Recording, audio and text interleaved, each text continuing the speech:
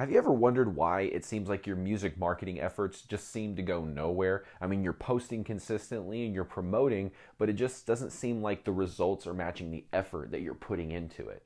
Well, here's the harsh truth. Why your music marketing isn't succeeding is most likely not because of your music, but because you're not stealing enough. Yeah, that's right. You heard me correctly.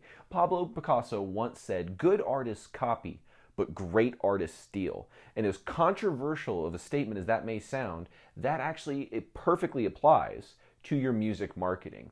You see, the greats and the people who are successful right now, they're not reinventing the wheel every single time they go to market their music. They're figuring out what are the proven strategies, what are the ways that people actually resonate and consume music and consume music marketing, and how can I just align with what people are doing. And in today's video, I'm going to be sharing with you why new trendy ideas typically fall on their face after a couple of months or even a couple of years, and then how to ethically steal, quote unquote, what's already working and use it to create your own unique strategy, and then use that strategy to actually attract more fans and start to get results. So if you're ready to stop struggling and you're ready to start marketing like the greats, check out this video, because by the end of it, you are going to know exactly how to create your marketing for your music business.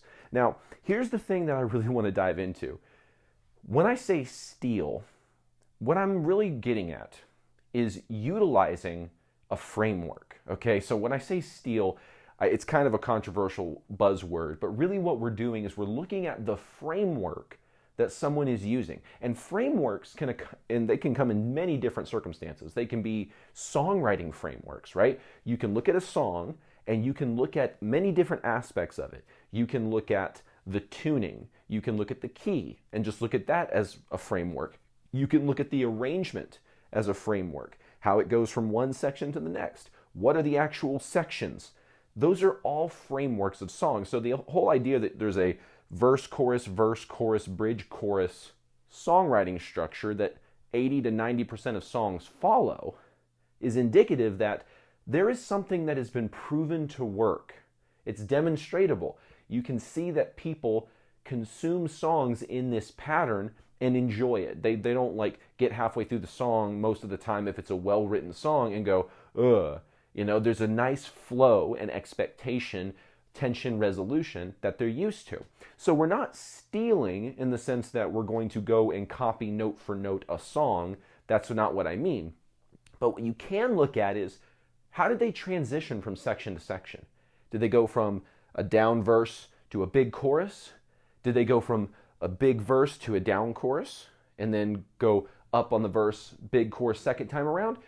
You're looking at those different things and figuring out, how can I do that for my own songwriting? And usually a lot of people do this unconsciously. They just look at the things that they enjoy from their favorite artists and unconsciously incorporate it into their songwriting. Well, that's something that we're used to, but what about a marketing framework? How come no one looks at it the same way with marketing? With marketing, there are frameworks that you can use to attract attention. That's what marketing is all about, is getting masses of people to actually, you could think of the M in marketing as mass psychology. You're trying to get people to, on large groups of scale, pay attention and have interest in what you're doing. Well, there's frameworks for that. There are frameworks for getting attention. So there's been things like social media. There's social media content, and that can come into many different frameworks, like short form content, long form content, stories, posts. Like, people don't think about it, but like on YouTube, posts are a relatively big deal. Like, if I go through my feed, I'm going to see about equal parts, videos that are recommended to me from people I'm subscribing to, people that the algorithm thinks I should be checking out, and then quizzes and posts from other people. But people don't think about posts. In YouTube, most of the time, they're focusing on the long form content or the short form content aspect of it. But those are different frameworks. There's a way to approach your stories that garners it more engagement, more attention. For example, one thing in your stories that's very, very valuable is to start your story with a poll, okay? So the very first story is a poll where people engage.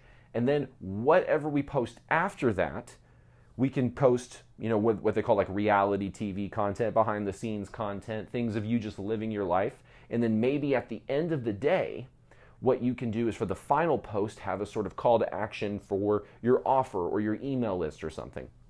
That is a framework that has been utilized inside the realm of stories to get more engagement, right? So what can you do? Okay, maybe I can create a poll. Hey, do you guys prefer red dirt country or rap country or pop country or classic country? You know, if you're a country artist.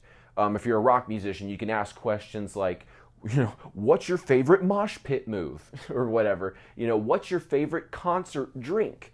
What's your favorite merch item to buy at a show? Ask questions that are going to get your audience or clients engaged with you. And then, now that they've engaged with it, your algorithm is going to start working in your favor. Post some behind the scenes stuff of you living your life so people get that sort of window into your world. That's what stories are good for. And then, at the very end of the day, post a call to action and see if you can't get some more traction that way using that framework for your stories. Then again, there's frameworks for short form content, there's frameworks for long form content, but you get the idea. Marketing is not just this nebulous, like, do whatever I can to get people to look at me.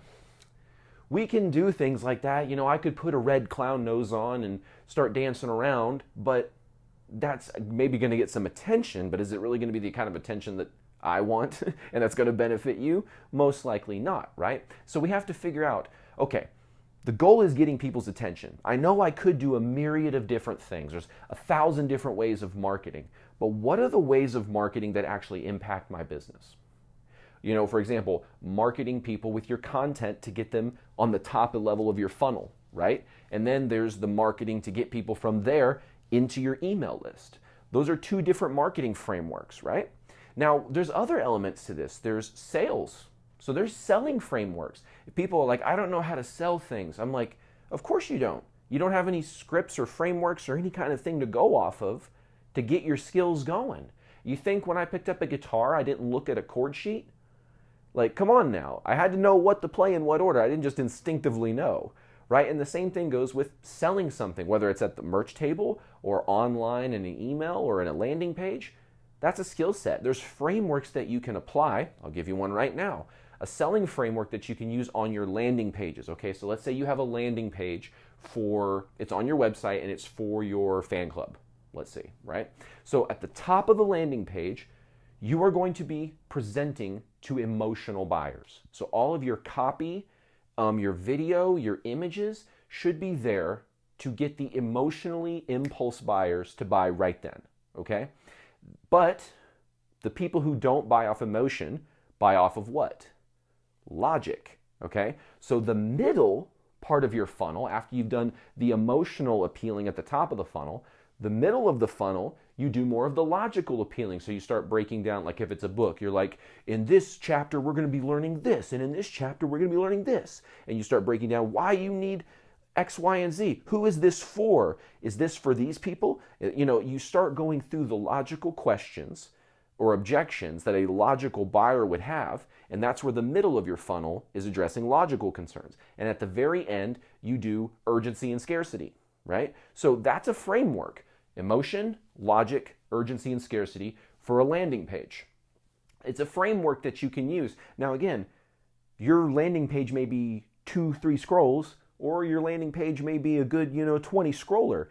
There's no right or wrong answer here. It's however much space you need to communicate the message required so that the emotional buyers buy, the logical buyers buy, and then the people who are kind of on the fence and need that extra push buy from the urgency and scarcity. Again, it's a framework. I could do whole hour-plus long videos on each of these concepts, but I'm trying to go through them all in little bite-sized chunks, right? So there's these kind of frameworks. Hell, even if you go perform live in front of people and you're on stage in front of people, there are frameworks you can use to have better engagement. For example, this is something borrowed from the selling world, using something called trial closing while you're up on stage. Trial closes are basically questions that end in the word yes. Are you guys having a good time out there tonight? Yeah. Let me hear you say yeah. Yeah. Say yeah if you like rock and roll. Yeah. Just anything you can do to get them to say yeah.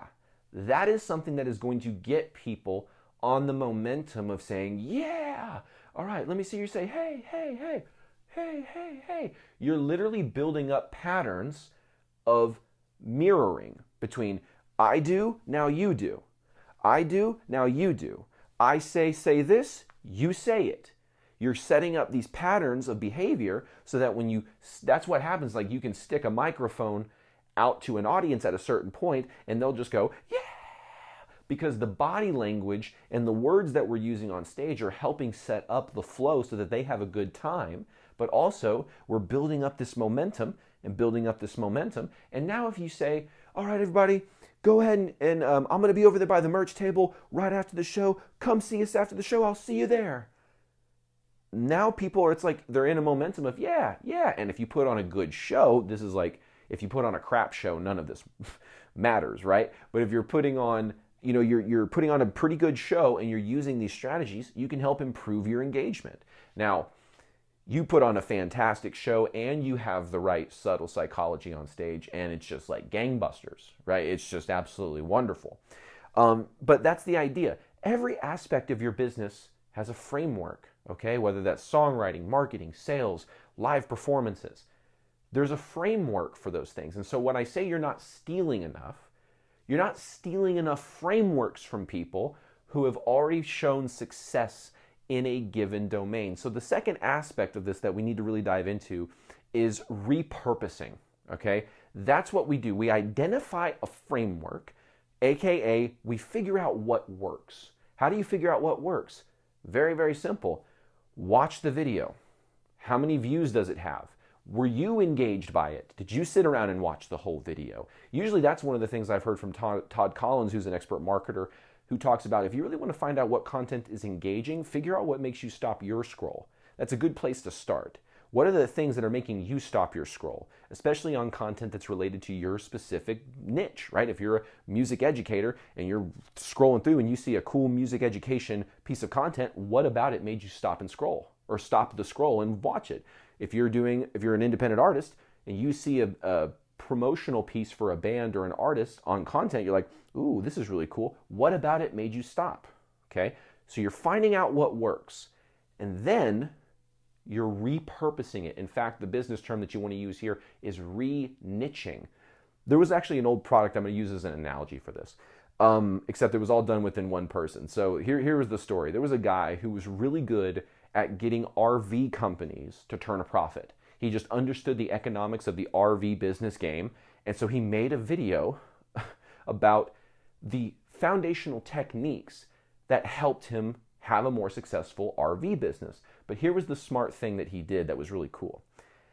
All the terms that he was using were sort of, they could have applied to any business. They could have applied to a car dealership. They could have applied to a car washing business. They could have applied to a laundry business. And so what he did is he took the same trainings, and because they were neutral in their communication, he put different titles on them and marketed them as different things and targeted them towards specific people. So instead of just making like a general business training, he said the 7 deadly sins of RV companies, and then he marketed it to RV company owners. And then he said the 7 deadly sins of car dealerships and marketed it to car dealerships. The 7 deadly sins of whatever market, and then marketed it to that market, but it's all the same video, okay? Now the analogy here is that it's all the same framework. Okay, so for example, let's say somebody like Small Town Titans comes up with a content form like Will It Riff, right? Where they take something like, I've got a deck of cards here, and they go, Will It Riff? 1011, what is it? Aladdin 1000 playing cards, and they'll look at the numbers here, and it says 73854010001. You see, O's and ones are great metal riffs. So they would take those numbers, transpose it into a tablature, and then play the song from the barcode, right? Very interesting. So what's the framework here? The framework is taking something that is not musical and turning it into something musical. So how do we duplicate this content strategy without creating Will It Riff knockoff 2.0, except it's not really like 2.0, it's like 0.5. So how do we create our own little thing? So what I could do, let's see, what are some other things that can be turned into music. So what did they do? They looked at a barcode and said, hey, those numbers can be turned into tabs, which can be turned into music. So the whole idea is they took something that wasn't music, turned it into a way to communicate music. So what's something that we could look around here and try to turn it into music? So a real one that comes off the top of my mind, a real easy one, is what if I used different items to create different timbres? So for example, I've got this deck of cards, right? So when I hit this,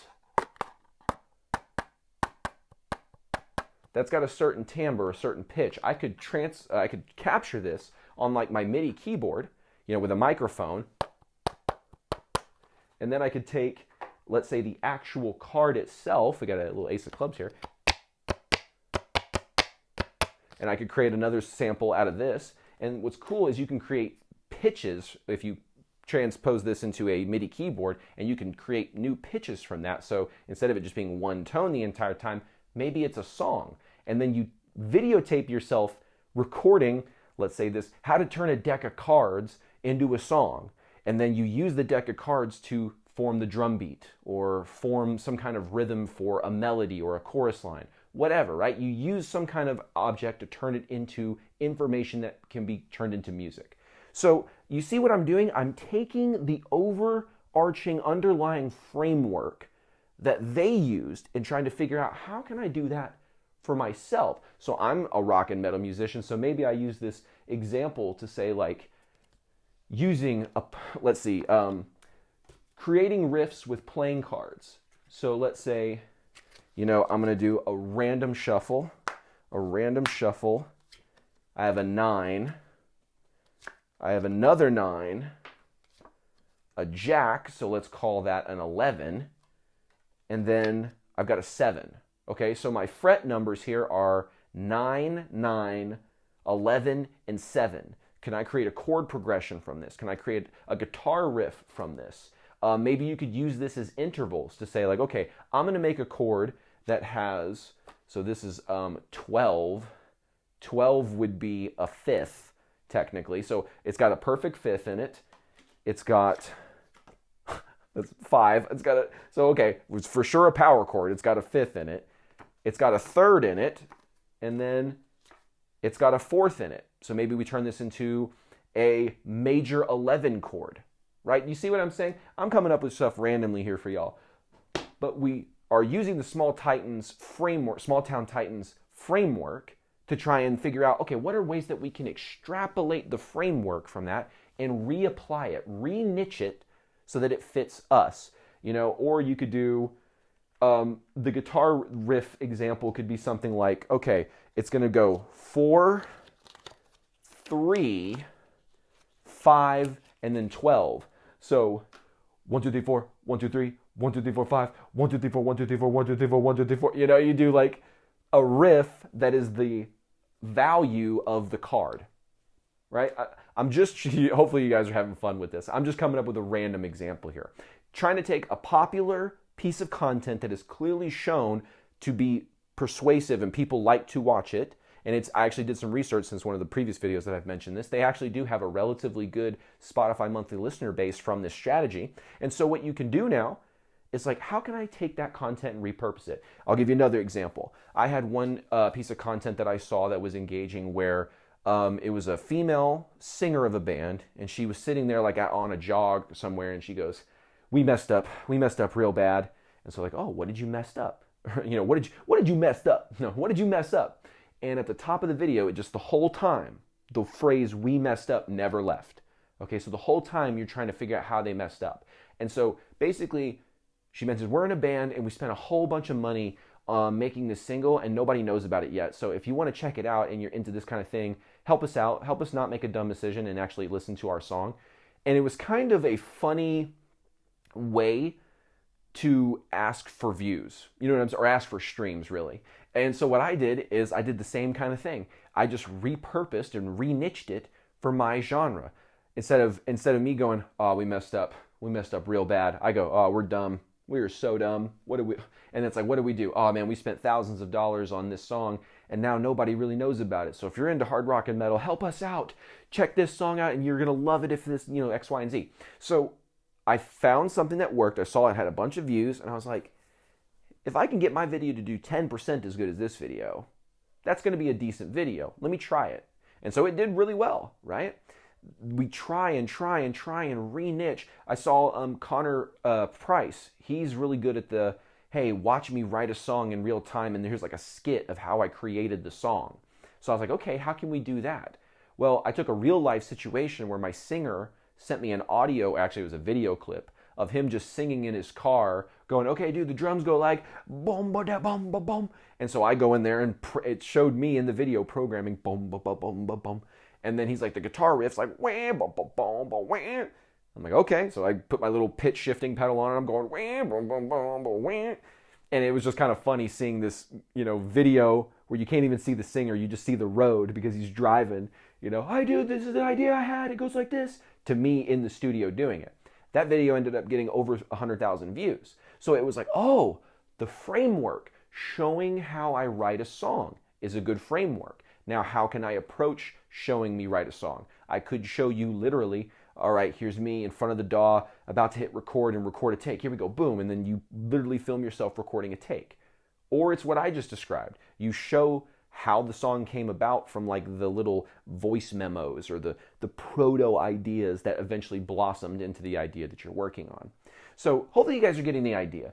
We've identified that, okay, everyone out there is using frameworks to achieve things, right? A dentist has a framework to clean your teeth, and he's just using that framework over and over and over again on every person that comes in to his dentist's office, right? Same with you when it comes to your marketing, your songwriting, your sales, your live performances. There are frameworks that everyone is using. So we identify the frameworks, we identify how to re-niche those frameworks for ourselves, effectively stealing the idea. But again, I use that term just because it's kind of a controversial buzzword. But we all know that what we're really doing is taking the framework and figuring out how to uniquely apply it to our brand and our situation, okay? One final example I'll give is Sunglasses Kid did a really good job with creating AI carousel images, right? That were a scene or a scenario that his music was the perfect soundtrack to. So think of that again. Make the content the scenario that your music is a perfect soundtrack for. So for example, Sunglasses Kid did like 80s style saxophone kind of music, right? So he did AI carousel images of, here's a POV, you're a detective in the 80s and the case has gone cold, so you return to your luxury loft. And then it's just pictures of this luxury loft, That kind of stuff was very effective to the point where people were recreating that style of content for view bait, basically, not understanding that they were getting it from a musician and his music marketing strategy. Brilliant stuff. And now his song is being repurposed in millions of videos, and I can only imagine that that's a very nice little chunk of royalties that's coming his way as a result of not only getting all that traction with his song on a platform, but also with the potential royalties that come from that. So the idea is, how can you take AI image carousels, create a scenario that your music is now the soundtrack for? Like I have one client who created this song that kind of sounded like Dubai, Middle Eastern, but it was like in the future. So I was like, dude, go to AI and be like, it's 2045 in Dubai and you're flying down the highway. And then it's his song in the background, right? These are the type of things that you can think of, oh, I just re-niched the Sunglasses Kid framework. You see what I'm saying? So you're not trying to directly frame for frame, word for word, copy everything they say. That's copying, not stealing. Right? When you steal it, you're stealing the framework. You're stealing the underlying technique and strategy they were using that made it successful and using it in your own unique situation. In school they said, put it in your own words. That's kind of what we're doing here. And so how do you get good at putting things in your own words and really understanding what works and becoming like a hawk in seeing all these things? What I would do, number 3, is study the greats. Study the greatest marketers. We go as musicians and we study the greatest musicians of all time. And that helps us with our songwriting frameworks and our songwriting inspiration, right? But very seldomly, when we're trying to become professional musicians, do we go back and study the greatest marketers of all time. We don't study Robert Collier. We don't study David Ogilvy. We don't study Claude Hopkins. We don't study Gary Halbert and Dan Kennedy and John Carlton. We don't study the people that were successful in marketing when the best avenue to sell stuff was mailing people things or television or magazines or something. Back in the day where it was, by all measures, way harder to sell things. Now it's way easier to sell things than ever before. But back in the day, you had to grind and hustle to sell things. And if we're not studying how the greatest marketers of all time were leveraging human psychology so that they could sell more, then we're not going to become as great of marketers as we could be. And we're not going to be as good at recognizing frameworks. When we see them, we'll just be experiencing the frameworks, but we won't be aware enough to realize, oh my God, this is a framework I can use. You guys will be so surprised, like you learn something and then you can see it everywhere. So like once you start learning skills, you're going to be amazed at all the stuff that you start to realize. Like when I started my entrepreneurial education and I started learning the foundations about money and just how much money there is in the world, it blew away my scarcity mindset. Like I had a really bad scarcity mindset about money. I didn't think there was enough money out there or no one was going to throw money my way. All these false beliefs, right? Well, then after getting some success and learning how money works, it's like I took that belief, right? You take that belief of, oh, there's not enough money in the world for me. And you put it in a bag and you put that bag in a cannon and you shoot that cannon into the sun. That's basically what I did to that false belief after really studying how money actually worked. And then I started looking around. Like for example, I would go to a vacation in Vegas. And normally I would just be like, oh, pretty lights. Oh, this pretty girl. Oh, look at all this stuff going on.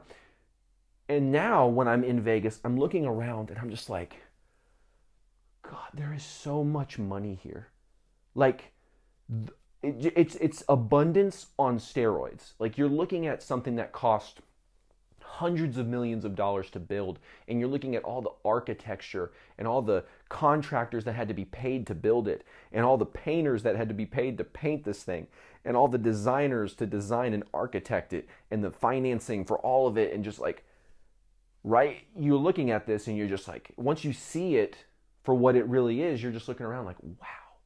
Like I can't sit around and say, well, there's no money in blah, blah, blah. It's like, guys, there is so much money floating around the world at all times. But the same thing is true with like understanding marketing principles.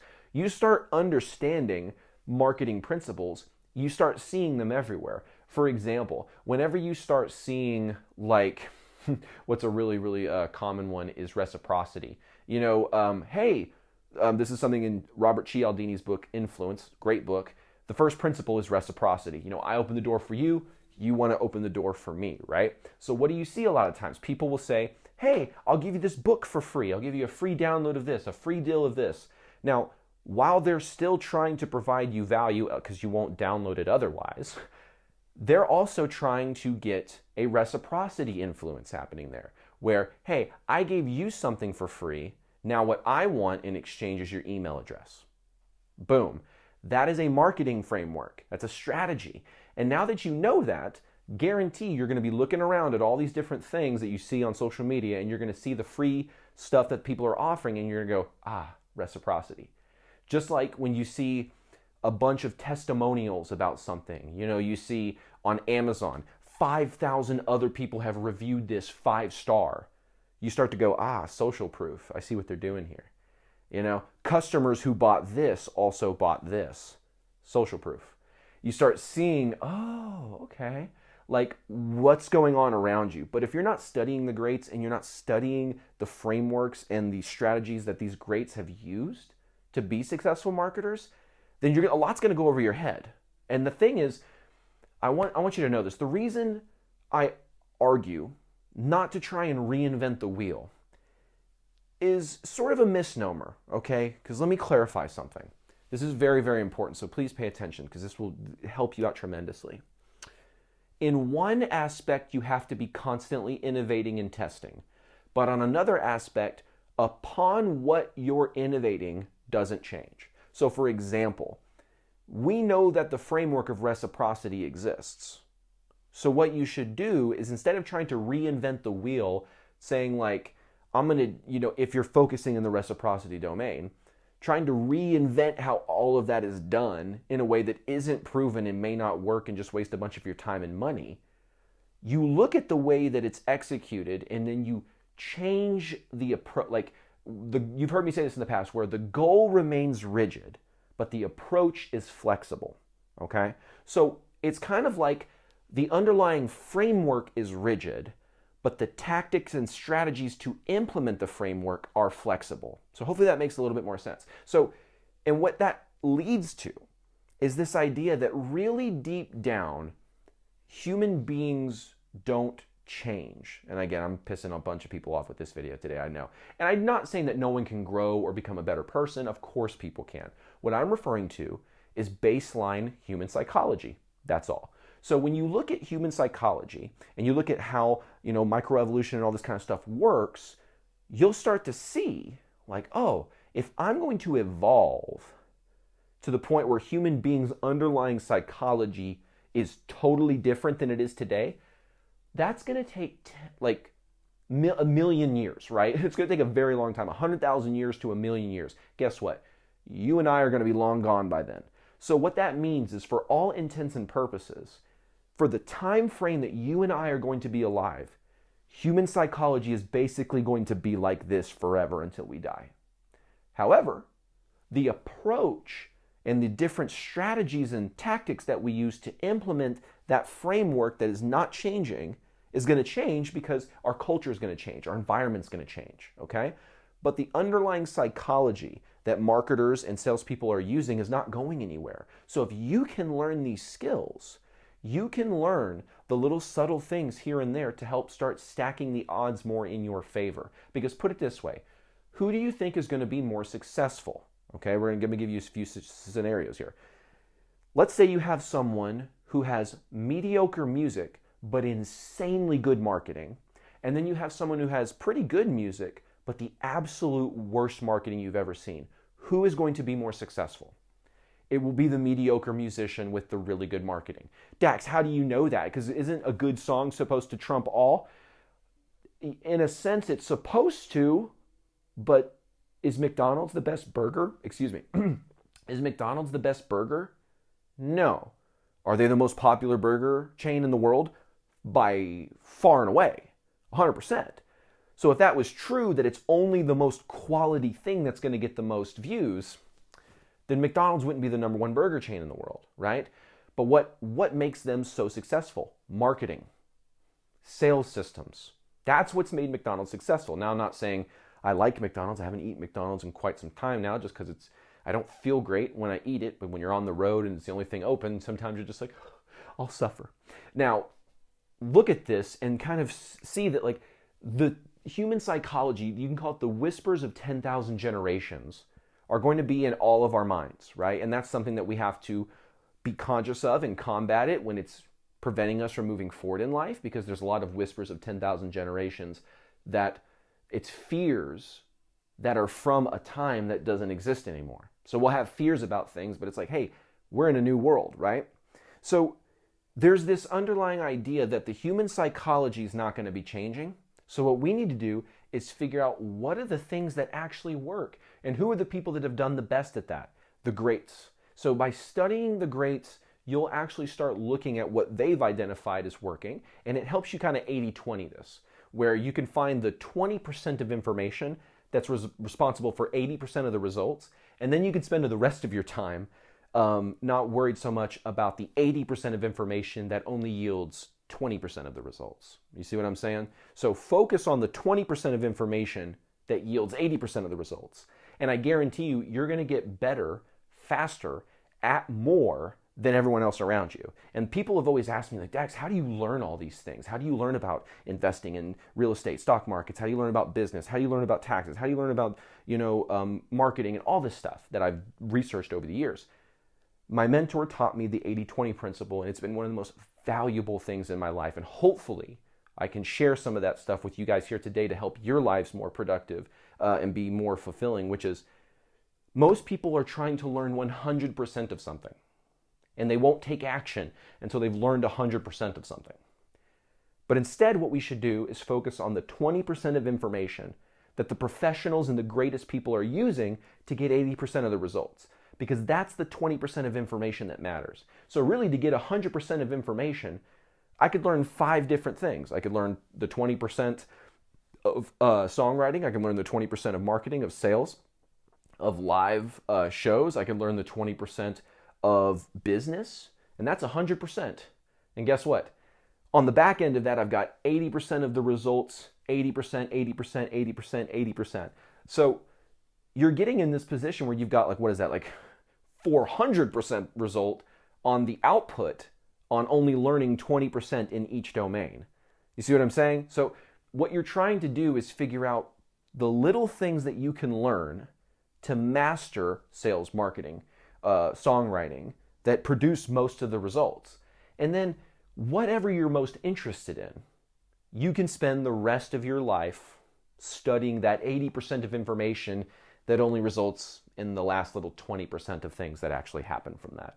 So 80-20 principle, absolutely insanely valuable. I hope this video has been insanely valuable for you guys here today. So the main thing I hope you take away from this is I want you to start stealing more frameworks, okay? Don't copy people where you're taking their videos word for word and, scene by scene, but figure out how you can steal the framework of attention getting that they used or of selling that they used, and figure out how you can implement it with your own unique brand in your own unique situation. Now, if you got value from this video, make sure to hit the subscribe button and the notification bell, the like button, all that good YouTube-y stuff.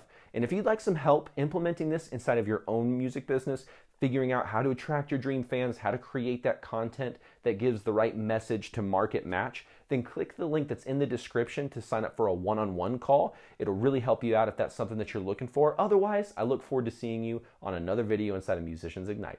Take care.